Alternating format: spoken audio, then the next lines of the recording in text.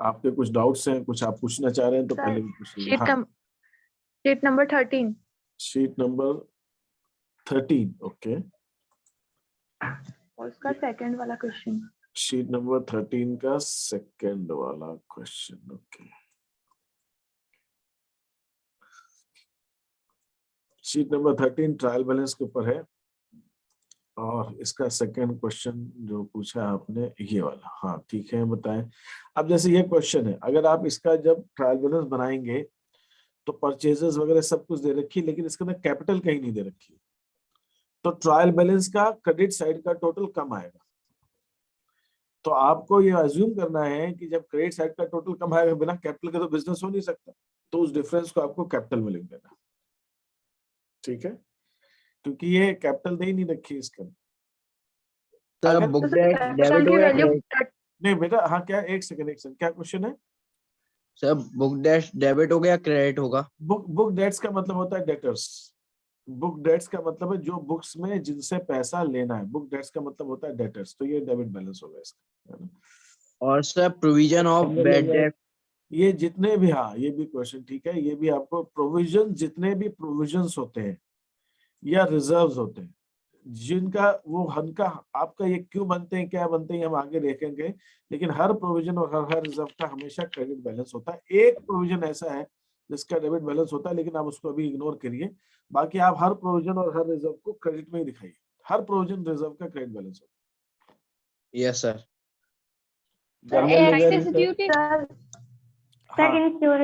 Claim क्या होगा? हाँ, इंश्योरेंस क्लेम माने इंश्योरेंस कंपनी से जो हम पैसा मांग रहे हैं, जो उनसे हमें लेना है, ये वो पैसा है। इंश्योरेंस कंपनी हमसे तो मांगेगी नहीं पैसा, इंश्योरेंस कंपनी हमसे क्यों मांगेगी? हम इंश्योरेंस कंपनी से क्लेम करेंगे, हमारा कोई नुकसान हुआ होगा। तो इंश्योरेंस क्लेम माने इंश्योरेंस कंपनी से जो हमें पैसा लेना है वो। तो जब हम एंट्री करते हैं ना लॉस वाली, उसके अंदर हम एक एंट्री करते हैं, अगर मान लीजिए लॉस हुआ 6,000 का और इंश्योरेंस कंपनी 3,000 दे रही है, तो हम लॉस को डेबिट करते हैं 3,000 से, इंश्योरेंस कंपनी को डेबिट करते हैं 3,000 से, है ना, ये 3,000 से। और जो सामान है, जो गुड्स हैं, जो भी डिस्ट्रॉय हुए हैं, है ना, मान लीजिए फर्नीचर डिस्ट्रॉय हुआ, तो फर्नीचर को हम क्रेडिट करते हैं 6,000 से। हम ऐसा करते हैं। तो ये जो आप डेबिट कर रहे हो ना इंश्योरेंस कंपनी को, इसी को क्लेम भी कहा जाता है। मैं यहाँ इंश्योरेंस कंपनी जगह क्लेम भी लिख सकता हूँ। तो इंश्योरेंस कंपनी से जो हमें पैसा लेना है, वही उसी को क्लेम बोला गया है यहाँ पे। तो आप ये मानिए कि वो आपका वो पैसा है जो आपको उनसे लेना है, तो ये आपके डेबिट बैलेंस होगा, क्योंकि आपको लेना, आपको देना होता तो क्रेडिट बैलेंस होता, आपको लेना है तो ये डेबिट बैलेंस हो जाएगा। ठीक है, और बताएं। सर एक्सेस ड्यूटी वाला क्वेश्चन। कौन सा? सर एक्साइज ड्यूटी और octroi duty sir. Excise duty बेटा, एक्साइज ड्यूटी का मतलब ये हो गया कि जो आपने ड्यूटी गवर्नमेंट को पे की है, ये टैक्स होता है। तो ये एक्साइज ड्यूटी का हम डेबिट बैलेंस लें। आजकल एक्साइज ड्यूटी नहीं, आजकल जीएसटी है, लेकिन फिर भी आप एक्साइज ड्यूटी अगर आ रहा है तो उसका डेबिट। उत्पाद शुल्क। उत्पाद शुल्क, बिल्कुल, ये इसको उत्पाद शुल्क भी कहते हैं, बिल्कुल सही। अकाउंट्स पेएबल क्रेडिट होगा ना? अकाउंट्स पेएबल क्रेडिट होगा, ये लायबिलिटीज है, ये क्रेडिटर्स है। अकाउंट्स पेएबल का मतलब होता है क्रेडिटर्स, लेनदारियां। तो अकाउंट्स पेएबल क्रेडिटर्स होते हैं, इनका क्रेडिट बैलेंस होगा। फिक्चर्स और फिटिंग्स क्या होता है? फिक्चर्स फिटिंग जैसे कुछ फर्नीचर होता है ना, जो हम दीवारों पे फिट करके रखते हैं, लगे रहते हैं, वो फिक्चर्स, ये फर्नीचर हो गया हमारा। फिक्चर्स फिटिंग्स एक तरह के फर्नीचर। पंखे भी आ गए इसके अंदर, और भी जो भी चीजें हमने फिट कर रखी, लगा रखी, ये फर्नीचर का हिस्सा। Yes sir. और कोई डाउट इस क्वेश्चन में? Octroi duty. ऑक्ट्रॉय ड्यूटी भी खर्चा है, एक्सपेंस है, इसका डेबिट बैलेंस होगा। ऑक्ट्रॉय ड्यूटी भी एक्सपेंस है हमारे लिए। Is that fine? और बताइए दूसरे किसी क्वेश्चन में क्या डाउट है? Sir 11th question. 11th question, हाँ बताइए। ये 11th क्वेश्चन में आपको गलत बना के दिया हुआ है ट्रायल बैलेंस, मैं छोटा कर दिया इसको जिससे आ जाए। अब इसको आपको सही बनाना, इसको आपको सही करना है, क्योंकि गलत है। तो गलत कैसे है? अब जैसे दिख ही रहा है यहाँ पे, हमको क्या दिख रहा है, परचेजेस का तो डेबिट बैलेंस होता है, क्रेडिट में लिखा हुआ है। तो भाई आप जब बनाएंगे ट्रायल बैलेंस, तो इसके अंदर परचेजेस जो है इसको आप डेबिट में लिखिए, इसको क्रेडिट से हटाइए। सेल्स को डेबिट में लिख रखा है, जबकि क्रेडिट होता है। तो यहाँ लिखा नहीं है मैंने, लेकिन ये डेबिट साइड है, ये डेबिट है इसका, और ये क्रेडिट है। तो आपको जो डेबिट में क्रेडिट में उल्टा सुल्टा कर दिया उसको ठीक करना है। सर इसमें जो ये लोन वाली एंट्री है कि डिपॉजिट विद कस्टमर, तो वो उसमें क्या होगा? डिपॉजिट वाली deposit with deposit Anand Kumar और डिपॉजिट फ्रॉम सुरेंद्र कुमार। अब देखिए ये जो दो तीन आइटम दिए हैं, ये हमने डिपॉजिट विद, आपको क्या लग रहा है ये डिपॉजिट हमने दिया है कि हमने सामने वाले से पैसा लिया है कि हमने पैसा दिया है? दिया है sir. Yes sir. Deposit with मतलब हमारा पैसा जमा है उसके पास। अगर हमारे पैसे किसी के पास जमा है तो उसका डेबिट बैलेंस होगा कि क्रेडिट बैलेंस होगा? अगर हमने किसी के पास डेबिट होगा, हमारे डेबिट, पैसे उसके हाँ। पास जमा है मतलब हम उससे ले सकते हैं। तो डिपॉजिट विद आनंद कुमार सही है, डेबिट ही होगा। यहाँ पर एक पॉइंट और मैं क्लियर कर दूं, ये रिजर्व फंड ये क्रेडिट बैलेंस होता है, ये ठीक है मैंने बताया। गुडविल एसेट होती है तो उसका हमेशा डेबिट बैलेंस होगा। तो ये तो सर और ये तीनों डिपॉजिट तो सही विथ है। सप्लाई। एक आता ये तो सही, ये तीनों सही। फिर तीसरा है डिपॉजिट फ्रॉम सुरेंद्र कुमार, मतलब हमने सुरेंद्र कुमार से डिपॉजिट लिया है तो हमको उसको पैसा वापस करना पड़ेगा जब लिया है तो ये क्रेडिट बैलेंस, ये भी सही है। फिर ये बात आ रही है next is loan to Ashok. Ashok को हमने लोन दिया है, अगर हमने लोन दिया है तो पैसा हमें वापस मिलेगा, तो ये इसका डेबिट बैलेंस होगा, इसका डेबिट बैलेंस होगा। तो ये सही है। ये भी लोन फ्रॉम किशोर, किशोर से लोन लिया है हमने, ये एंट्री क्या बता रही, किशोर से हमने लोन लिया है। लोन फ्रॉम किशोर से लोन लिया है तो ये क्रेडिट बैलेंस ही होगा। सर वीएटी क्या है? बता रहा हूँ, वैट वैल्यू एडेड टैक्स, ये एक तरह का टैक्स है, आजकल ये जीएसटी हो गया। ये अभी एक्साइज ड्यूटी मैंने अभी बताया आपको, ये एक्साइज ड्यूटी जो होती है इसका डेबिट बैलेंस होता है, ये गलत है। ये एक्साइज ड्यूटी का डेबिट बैलेंस होता है, क्रेडिट में लिखा हुआ। एक चीज और अभी मैंने और सर स्टाफ वेलफेयर एक वही बता रहा हूँ। यहाँ पे एक चीज और है, अभी मैंने रिजर्व बताया था, रिजर्व का क्रेडिट बैलेंस होता है। तो ये एक पॉइंट और आप लिख लीजिए, फंड का भी क्रेडिट बैलेंस होता है। फंड का, रिजर्व का और प्रोविजन का, इनका हमेशा क्रेडिट बैलेंस होता है। तो ये फंड भी गलत लिखा हुआ है, ये फंड स्टाफ के ऊपर खर्च करने के लिए फंड बना रखा है तो इसका क्रेडिट बैलेंस। वैट कलेक्टेड मतलब जीएसटी जो आपने कस्टमर से लिया है, ये कस्टमर से जो आपने पैसा लिया है ये आपको गवर्नमेंट को देना है, या आपका पैसा नहीं है। तो हमेशा जो वैट कलेक्टेड होती है, ये वैट कलेक्टेड या जीएसटी कलेक्टेड जो होती है, ये आपकी हमेशा लायबिलिटी होती है। या आपने सामान बेचा तो कस्टमर से तो ले लिया पैसा, लेकिन सरकार को नहीं दिया है, ये वो पैसा है। तो ये भी बैलेंस आपको यहाँ पे गलत ही दिखाया गया है। This balance is also wrong here, ये डेबिट नहीं होगा, क्रेडिट होगा। और वैट पेड माने जो आपने पहले सरकार को पैसा दे दिया, तो ये आपकी एसेट है। जैसे कलेक्टेड लायबिलिटी है, जो पेड किया हुआ वो एसेट है। ये पैसे का, ये इस पैसे को आप गवर्नमेंट से बाद में एडजस्ट करा सकते हो, आप वापस दूसरे रूप में ले सकते हो, ये पैसा आपको वापस मिल जाता है जो आपने दिया। तो एक तरह से ये जो है ये भी गलत है, ये भी डेबिट बैलेंस होगा। और जब आप इसको ठीक करेंगे, ट्रायल बैलेंस को ठीक करेंगे, सही बनाएंगे, तो ये सस्पेंस अकाउंट अपने आप ये बंद हो जाएगा, फिर आपका सस्पेंस अकाउंट आएगा ही नहीं, अपने आप बंद हो जाएगा। ये गलती की वजह से सस्पेंस आया, ट्रायल बैलेंस गलत बना है, ट्रायल बैलेंस आप सही कर देंगे तो सस्पेंस अकाउंट ठीक खत्म हो जाएगा, सस्पेंस की जरूरत ही नहीं पड़ेगी। इस हिसाब से इसका करना, ठीक है। तो स्टाफ वेलफेयर फंड जो है वो आपका क्रेडिट बैलेंस होगा। वैट कलेक्टेड जो होता है, आपने वैट कलेक्ट किया कस्टमर से, ये क्रेडिट बैलेंस होता है। और वैट आपने जो एडवांस में पे किया, ये आपका डेबिट बैलेंस होता है। और sir deposit with supplier. Deposit with supplier, आपके सप्लायर के पास पैसे जमा है, आप बताइए, तो पैसे आपको वापस मिलने हैं कि आपको उसको देने हैं? वापस मिल रहे हैं। तो डेबिट बैलेंस हो जाएगा, लेना है आपको, वो एसेट है आपकी। और किसी कस्टमर ने आपके पास पैसे जमा किए तो वो आपको देने हैं कस्टमर को वापस पैसे, तो आपकी क्रेडिट बैलेंस हो जाएगा उसका। तो डिपॉजिट अगर आपने किया है तो एसेट है, और आपको मिली है तो लायबिलिटी। आपके पास किसी ने डिपॉजिट किया तो लायबिलिटी है, और आपने किसी को डिपॉजिट दिया तो आपकी एसेट है। ऐसे होता है। अब जैसे यहाँ पे देखिए, इस क्वेश्चन के अंदर क्लोजिंग स्टॉक को भी ट्रायल बैलेंस में दिखा रखा है। क्लोजिंग स्टॉक तो हम ट्रायल बैलेंस में नहीं दिखाते, ये तो आएगा ही नहीं ट्रायल बैलेंस के अंदर। इसको आपको हटाना ही है, पूरी तरह से हटाना है इसको। हाँ अब देखिए यहाँ पे एक सेकेंड, यहाँ पे एक मैं पॉइंट मिस कर, यहाँ पे COGS दिया हुआ है, कॉस्ट ऑफ गुड सोल्ड। अच्छा मैंने कॉस्ट ऑफ गुड सोल्ड तो आपको कॉन्सेप्ट नहीं बताया। Yes sir. Cost of good sold का कॉन्सेप्ट मैंने आपको नहीं बताया। ठीक है ठीक है ठीक है, ये क्वेश्चन तो आपको होल्ड पे रखना पड़ेगा।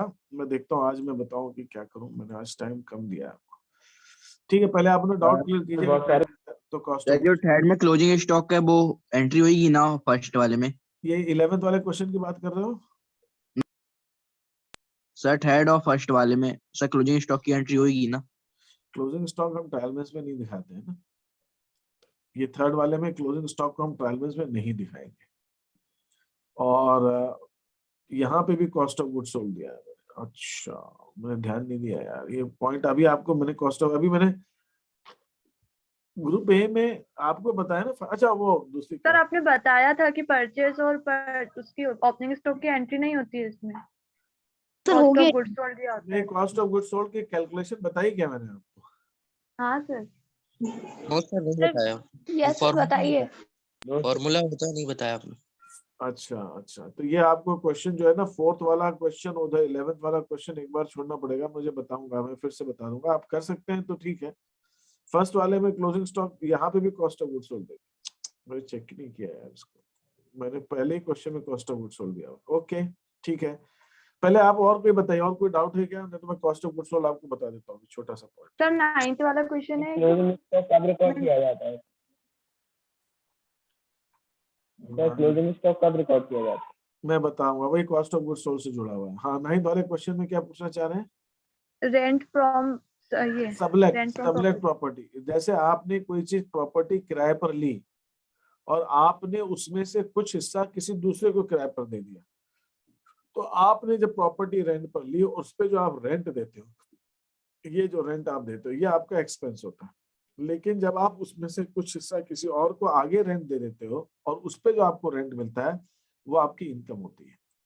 तो ये सबलेट का जो रेंट है, सबलेट माने रेंट लेकर आगे किसी को देना, उसको सबलेट कहते हैं। लेट माने रेंट पे देना, LET लेट का मतलब होता है किराए पे देना, है ना। वो बोलते हैं ना, कहीं के आपने देखा होगा बोर्ड और लोग लगा के रखते हैं, मैंने इंदौर वगैरह में देखा है, लोग लिखा के रखते हैं कि ये हाउस टू बी लेट, ये घर किराए पे देना, उसको लेट इंग्लिश में लिखते हैं उसको। तो जब आप लेट पे लेते हो, किराए पे लेते हो, तो आप आगे जब देते हो तो उसको सबलेट कहते हैं। तो ये आपकी इनकम होती है, सबलेट का किराया इनकम होती है, तो उसका हमेशा क्रेडिट बैलेंस हो। और जो आपने रेंट दिया है ये आपका खर्चा है, ये एक्सपेंस है, तो इसका डेबिट बैलेंस हो, इसका डेबिट बैलेंस हो। ठीक है, ये एक चीज है। और बताएं और क्या डाउट्स है इसमें? अब मैं आपको यहाँ पे भी, अरे ओहो, अच्छा ये तो 11th क्वेश्चन है, ठीक है। अब देखिए मैं आपको छोटा सा पॉइंट है कॉस्ट ऑफ गुड सोल्ड बता देता हूँ, इस चीज को आप समझ लीजिए थोड़ा सा। आपने जनरल एंट्री सबने कर ली है, जनरल एंट्री में एक एंट्री और होती है कि क्लोजिंग स्टॉक की क्या एंट्री होती है। एक क्वेश्चन पूछते हैं क्लोजिंग स्टॉक की, अगर आपको एंट्री बोला जाए तो क्या होगा। पहली चीज मैं आपको बता दूं, क्लोजिंग स्टॉक वो होता है सामान जो बिका नहीं है और जो साल के अंत में बिकने से रह गए।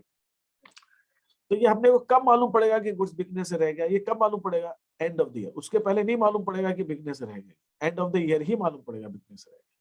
तो इसकी जब एंट्री मैं करता हूँ, इसकी एंट्री होती है हमारी क्लोजिंग, इसकी दो एंट्री होती है, क्लोजिंग स्टॉक अकाउंट डेबिट, दो तरह से एंट्री, टू ट्रेडिंग अकाउंट। अब ये ट्रेडिंग अकाउंट क्या है ये हम बाद में बात करें, ये प्रॉफिट लॉस निकालने के लिए बनता है, मैं अभी इसके बारे में नहीं जानना चाह रहा हूँ कि अभी आप लोग, कुछ लोगों को हो सकता है मालूम हो और लेकिन कईयों को नहीं मालूम होगा, तो मैं इसमें नहीं जाऊंगा। एक एंट्री तो ये होती है। दूसरी एक और एंट्री होती है, closing stock account debit to purchases, तो मैं आपसे एक चीज यहाँ पे क्लियर कर दूं कि अगर मैं ट्रायल बैलेंस बना रहा हूं,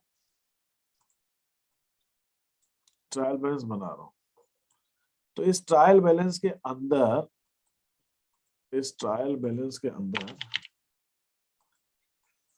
मैंने परचेजेस लिखा हुआ है,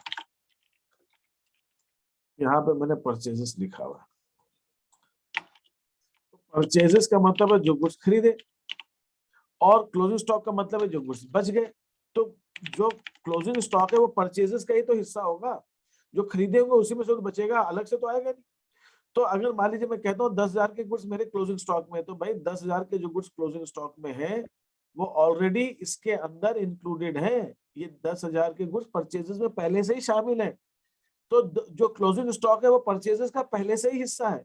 इसलिए अगर मैं यहाँ पे दोबारा क्लोजिंग स्टॉक लिख दूंगा तो दो बार आ जाएंगे, वो 2 बार थोड़ी लिख सकता हूँ मैं, क्योंकि 10,000 के गुड्स तो परचेजेस में पहले से शामिल है। लेकिन अगर मैंने ये वाली एंट्री कर दी है, ये वाली एंट्री कर दी, इसका मतलब मैंने क्लोजिंग स्टॉक को परचेजेस में से घटा दिया, तो ट्रायल बैलेंस के अंदर मैं क्लोजिंग स्टॉक भी दिखाऊंगा और परचेजेस भी दिखाऊंगा। अब सवाल उठता है अपने को मालूम कैसे पड़ेगा कि परचेज से घटा दिया? तो उसके लिए एक शब्द हम यूज करते हैं जिसको हम कहते हैं एडजस्टेड परचेजेस, शॉर्ट में एडीजे भी कहते हैं, नहीं तो उसका नाम है एडजस्टेड परचेजेस, एडजस्टेड। तो अगर मैं कहता हूं कि परचेजेस एडजस्टेड परचेजेस है, इसका मतलब उस परचेजेस में से क्लोजिंग स्टॉक घटा हुआ है, और अगर घटा हुआ है क्लोजिंग स्टॉक उस परचेजेस में से, तो हम ट्रायल बैलेंस में परचेजेस एडजस्टेड परचेज भी दिखाएंगे और क्लोजिंग स्टॉक भी घटाएंगे। मैंने अभी आपको एक चीज ये बताई कि क्लोजिंग स्टॉक हम ट्रायल बैलेंस में दिखाते क्यों नहीं है, क्योंकि क्लोजिंग स्टॉक परचेजेस का हिस्सा होता है, जो हम खरीदते हैं उसी में से बचेगा, अलग से तो कुछ होगा नहीं। तो पहले से ही परचेजेस में शामिल है, तो इसलिए हम अलग से नहीं दिखाते। लेकिन अगर हमने परचेजेस से घटा दिया है तो हम दिखा सकते हैं। ये कैसे मालूम पड़ेगा परचेज से घटा दिया है? तो उसके लिए परचेजेस को परचेजेस नहीं बोलेंगे, एडजस्टेड बोलेंगे। एडजस्टेड है, वो एडजस्ट किया हुआ है, समायोजित किया हुआ है। समायोजन किसका? क्लोजिंग स्टॉक का। समायोजित क्रय दिया होगा, समायोजित क्रय। समायोजित क्रय मतलब एडजस्टेड परचेज, वो परचेज में से एडजस्टेड है, तो हम क्लोजिंग स्टॉक को भी दिखाएंगे और एडजस्टेड परचेज को भी दिखाएंगे। यहां तक जो कुछ मैंने समझा, इसमें किसी को कोई डाउट है तो पूछ लीजिए। ये क्लियर है जो कुछ मैंने अभी? क्लियर है? Yes sir. अब क्या होता है कि बिजनेस में प्रॉफिट निकालने के लिए एक और कैलकुलेशन हम करते हैं, ये भी करते हैं एंड ऑफ द ईयर, लेकिन अभी चूंकि यहाँ पे वो पॉइंट आ गया इसलिए बता रहा। उसको कहते हैं कॉस्ट ऑफ गुड्स सोल्ड। इसका मतलब होता है बेचे गए माल की लागत, जो गुड्स बेचे गए उसकी लागत, उसकी लागत, बेचे गए माल की लागत। इसके अंदर हम इसका फॉर्मूला होता है opening stock. Cost of goods sold में ओपनिंग स्टॉक होता है, जो साल के शुरू में माल था वो, प्लस परचेजेस। जब मैं परचेजेस की बात करता हूं तो मतलब इसमें से रिटर्न्स तो घटा हुआ है। परचेजेस जहां भी आ रहा है रिटर्न्स, परचेज रिटर्न्स, इसमें से माइनस किया हुआ है। इसका मतलब सीओजीएस के अंदर ओपनिंग स्टॉक जुड़ा हुआ है, परचेजेस जुड़ा हुआ है, क्लोजिंग स्टॉक को भी माइनस कर दिया है। और इसके अंदर हम डायरेक्ट एक्सपेंसेस, जो गुड्स खरीदने में खर्चे होते हैं, उनको भी जोड़ते हैं। ये मैंने बताया आपको, मुझे ध्यान आ गया, ठीक है। और फिर इसमें से हम क्लोजिंग स्टॉक को घटा देते हैं, इसको कहते हैं कॉस्ट ऑफ गुड्स सोल्ड। तो इसका मतलब ये हुआ कि अगर मैं आपको दे रहा हूं ट्रायल बैलेंस के अंदर, मैं ट्रायल बैलेंस के अंदर आपको कॉस्ट ऑफ गुड्स सोल्ड दे रहा हूं, कॉस्ट ऑफ गुड्स सोल्ड दे रहा हूं, तो इसके अंदर परचेजेस पहले से शामिल हैं। इसके अंदर परचेज रिटर्न्स पहले से घट गया है, तो हमको उसको परचेज रिटर्न्स भी घट गया है। परचेज रिटर्न्स इधर आता है क्रेडिट साइड में, वो भी घट गया। इसके अंदर डायरेक्ट एक्सपेंसेस जो है, वेजेस, खरीदने के खर्चे, वो भी जुड़े हुए। इसके अंदर ओपनिंग स्टॉक भी जुड़ा हुआ है, और इसके अंदर क्लोजिंग स्टॉक माइनस हो चुका है। तो अगर मैं ट्रायल बैलेंस के अंदर कॉस्ट ऑफ गुड्स सोल्ड दिखा रहा हूं, तो उस केस के अंदर ये सारी चीजें मुझे ट्रायल बैलेंस में नहीं दिखानी है।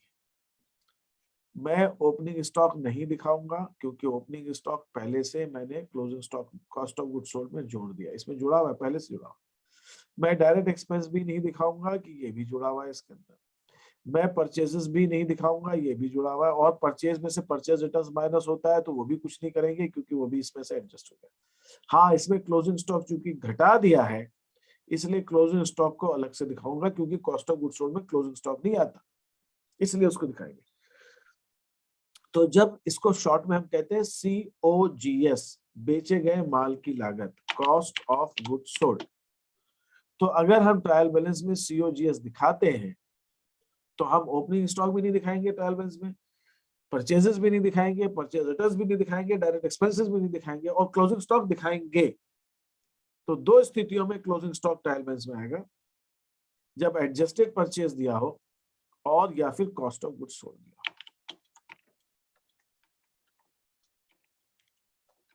ये दोनों चीज अगर दे रखी है, परचेजेस या फिर एडजस्टेड परचेज या कॉस्ट ऑफ गुड्स सोल्ड, तो उस स्थिति में आपको ट्रायल बैलेंस के अंदर क्लोजिंग स्टॉक को दिखाना है, अगर ये दोनों चीज दे रखी है। तो तो यहाँ सर मतलब जो आपने फर्स्ट वाला दिया है 11 सीट में, उसमें क्लोजिंग स्टॉक की एंट्री होगी। अब मैं आता हूँ फर्स्ट वाले क्वेश्चन जो मैंने आपको शीर्ष दे रखी।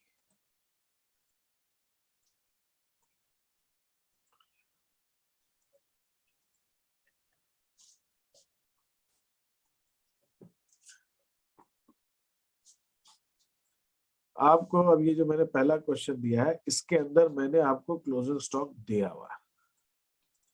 यहाँ पर मैंने आपको क्लोजिंग स्टॉक दे रखा है, sorry cost of goods sold दे रखा है।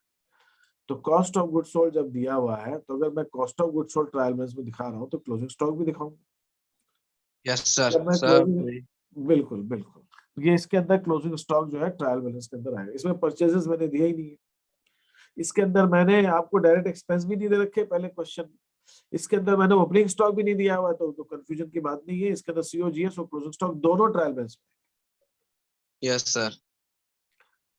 और इसी ढंग से हम आगे देखें, अगर इसके अंदर तो नहीं दिया हुआ है, ठीक है। ये थर्ड क्वेश्चन में भी नहीं है, ठीक है। फोर्थ क्वेश्चन में मैंने आपको यहाँ पर भी COGS दिया हुआ है, कॉस्ट ऑफ गुड्स सोल्ड। तो जब मैंने कॉस्ट ऑफ गुड्स सोल्ड दे रखा है तो ओपनिंग स्टॉक नहीं आएगा, ओपनिंग स्टॉक नहीं आएगा, और ये क्लोजिंग स्टॉक ट्रायल बैलेंस में आएगा, ठीक है। इसमें भी मैंने परचेजेस नहीं दे रखी है आपको, इसके अंदर भी मैंने आपको वो नहीं दे रखा है, क्या कहते हैं, डायरेक्ट एक्सपेंसेस दे रखा है। ये बिल रिसीवेबल का मतलब जिसका पैसा आपको मिलना है, ये बिल रिसीवेबल मिलना है आपको, मिलना है, रिसीवेबल मतलब मिलना है, तो ये इसका आपका डेबिट बैलेंस होगा, आपका इसका डेबिट बैलेंस होगा, ठीक है। ये चीज आपको ध्यान रखनी है। अब इन्होंने लिखा है क्वेश्चन के अंदर कि अगर कमी आए कभी तो उसको कैपिटल ले लीजिए या ड्राइंग ले लीजिए।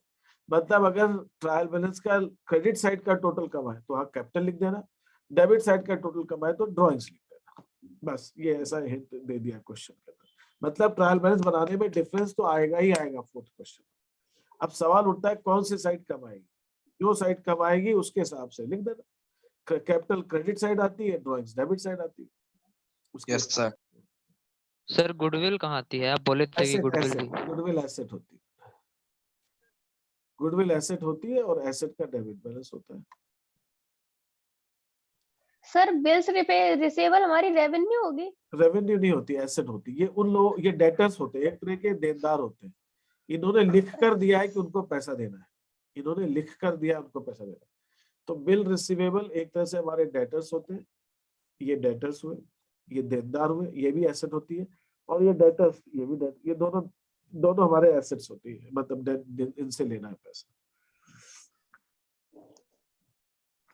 अब जैसे ये वाला क्वेश्चन है, 6th वाला क्वेश्चन, इसके अंदर हमें परचेजेस दे रखा है, हमें डायरेक्ट एक्सपेंसेस तो दिए ही है, खैर इसके अंदर COGS या एडजस्टेड परचेज नहीं दे रखा, तो इस वाले क्वेश्चन के अंदर हम जो है क्लोजिंग स्टॉक को नहीं लेंगे। सर ट्रैवलिंग एक्सपेंसेस है, क्या चीज? Travelling expenses. एक्सपेंसेस है तो डेबिट में ही आएंगे, एक्सपेंसेस तो सारे खर्चे जो भी है वो तो जो भी नाम है एक्सपेंस का वो तो डेबिट साइड में ही आएगा ट्रायल बैलेंस। खर्चे हैं मतलब डेबिट बैलेंस होगा। सर 11th वाले क्वेश्चन में परचेज रिटर्न और COGS तीनों दिए हैं। ये क्वेश्चन शायद रिपीट हो गया है, मुझे ऐसा लग रहा है। ये फिगर मिलती जुलती दिख रही है, ये क्वेश्चन शायद रिपीट हो गया, पहले भी रहा होगा। 7th क्वेश्चन जो है, ये एक बार ऊपर जो आया था ना, ये वैसे ही है दिख रहा है ये। हाँ, ये फर्स्ट और 7th क्वेश्चन एक जैसा है, 2,25,000। हाँ, फर्स्ट और 7th क्वेश्चन एक ही जैसा है, तो आप इसमें से एक क्वेश्चन छोड़ सकते हैं, ठीक है। 8th क्वेश्चन जो है, 8th क्वेश्चन जो है ठीक है, ये ईयर गलत लिखा है, यहाँ पे 2020 होना चाहिए था, यहाँ 21 है तो यहाँ 2020 होना चाहिए था, लेकिन ठीक है आप इसको ओपनिंग स्टॉक मानिए, कोई दिक्कत नहीं, गलती है इसके अंदर, ये भी ठीक है क्वेश्चन में। इसके अंदर भी सबलेट वाला मैंने बता ही दिया आपको पॉइंट, ठीक है। कॉस्ट ऑफ गुड सोल्ड, ये कॉस्ट ऑफ गुड सोल्ड है। अब जब इसमें कॉस्ट ऑफ गुड सोल्ड दिया हुआ है, इसके अंदर हमें कॉस्ट ऑफ गुड सोल्ड दे रखा है, तो जब हमें कॉस्ट ऑफ गुड सोल्ड दे रखा है तो ओपनिंग स्टॉक नहीं लिखाएंगे हम ट्रायल बैलेंस में, तो इसमें पहले से शामिल है, ये पहले से इसके अंदर इंक्लूडेड है। यहाँ पे भी इसमें भी कॉस्ट ऑफ गुड सोल्ड दिया हुआ है, आप कॉस्ट ऑफ गुड सोल्ड दे रखा है, तो यहाँ पे भी हम जो है परचेजेस को शो नहीं करेंगे,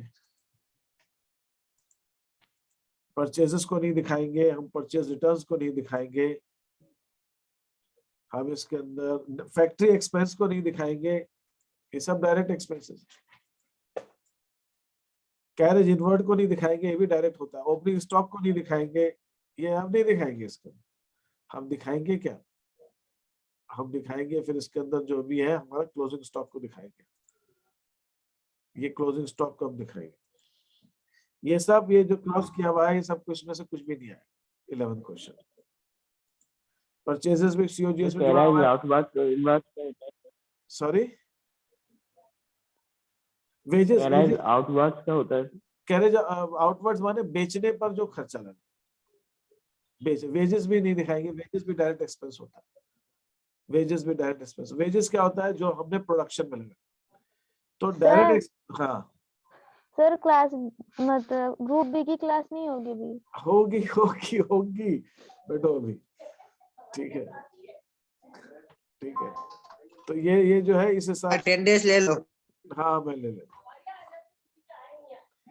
ट्राई कीजिए। कैरेज आउटवर्ड्स रिकॉर्ड होना चाहिए, लेकिन कैरेज आउटवर्ड तो लग रहा है हमारा ना, बेचने पे हुआ ना, कैरेज आउटवर्ड तो बेचने पे सेल हुई, तो वो तो कैरेज आउटवर्ड तो दिखाएंगे हमको, तो इनडायरेक्ट एक्सपेंस है। कैरेज इनवर्ड डायरेक्ट एक्सपेंस होती है, कैरेज इनवर्ड डायरेक्ट एक्सपेंस होती है, तो उसको हम नहीं दिखाते, ठीक है। तो कैरेज इनवर्ड को नहीं दिखाएंगे।